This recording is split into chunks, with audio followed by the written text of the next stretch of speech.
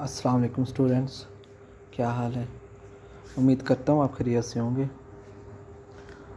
आज के लेक्चर में हमने शील्डिंग इफ़ेक्ट के बारे में पढ़ना है। बेटा, शील्डिंग इफ़ेक्ट का मोस्टली शॉर्ट क्वेश्चन आता है कि व्हाट इज़ शील्डिंग इफ़ेक्ट, या इसका ट्रेंड आ जाता है कि पीरियोडिक टेबल में ट्रेंड क्या है। ठीक है, ये अलग से शॉर्ट क्वेश्चन, ट्रेंड का अलग से शॉर्ट क्वेश्चन भी आ सकता है, या सिंपली यूँ भी पूछ सकते हैं कि what is shielding effect and give its trend. तो इन दोनों का आंसर आज हम देखेंगे। तो इसमें हमारे पास है, सबसे पहले हमें पता होना चाहिए कि शील्डिंग इफ़ेक्ट है क्या। शील्डिंग इफ़ेक्ट का मतलब ये होता है, आपको सिंपल लफ्ज़ों में, आसान लफ्ज़ों में समझाऊँ तो उसका मतलब ये है कि जैसा कि हमें पता है, किसी भी एटम के सेंटर में होता है न्यूक्लियस। सेंटर में क्या होता है? न्यूक्लियस, जिसके ऊपर पॉजिटिव चार्ज होता है, और न्यूक्लियस में प्रोटॉन और न्यूट्रॉन्स होते हैं।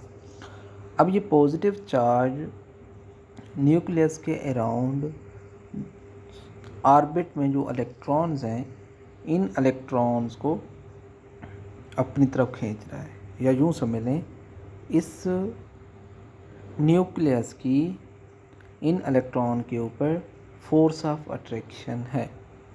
ठीक है, अब होता ये है कि अगर मैं साइज़ बढ़ा देता हूँ एटम का, अगर एटम का साइज़ बढ़ जाता है तो उसमें क्या होगा कि जो न्यूक्लियस की अट्रैक्शन है ना, इसके सेंटर की मीन ये है कि इस न्यूक्लियस की इन इलेक्ट्रॉन के ऊपर जो अट्रैक्शन है, साइज़ बढ़ने की वजह से ये जो आउटर इलेक्ट्रॉन है, आउटर इलेक्ट्रॉन को हम कहते हैं valence shell electron. Valence shell electron यानी वो इलेक्ट्रॉन जो किसी भी एटम के वैलेंस शेल या आउटर मोस्ट शेल में मौजूद होते हैं।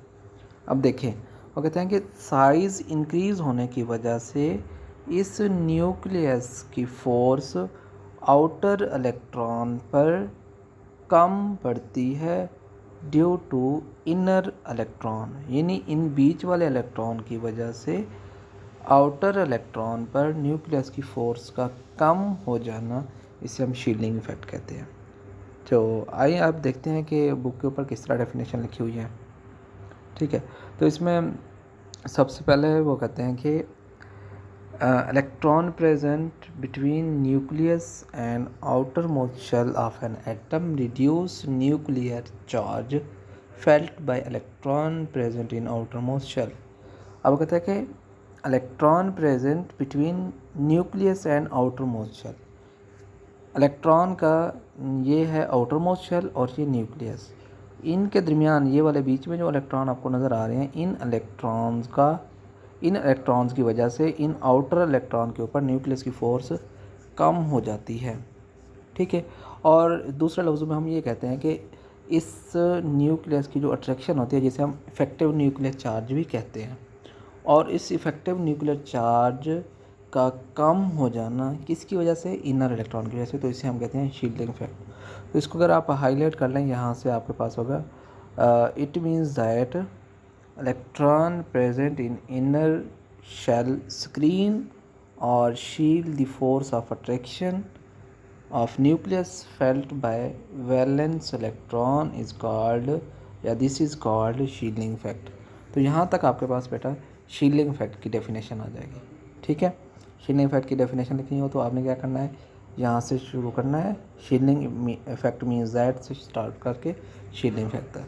ठीक है, अब वो कहते हैं कि इसके बाद क्या होता है, with increase of atomic number of electron in atom also increases, that's reason in increase of shielding effect. इसका मतलब ये है कि जब नंबर ऑफ़ इलेक्ट्रॉन इंक्रीज़ होती है या नंबर ऑफ़ शेल इंक्रीज़ होते हैं, तो उस वक्त क्या होता है, शील्डिंग इफेक्ट इंक्रीज़ होता है। अब हम बात करते हैं ट्रेंड की। ट्रेंड मीन ये है कि पीरियोडिक टेबल में इसका क्या रुझान है।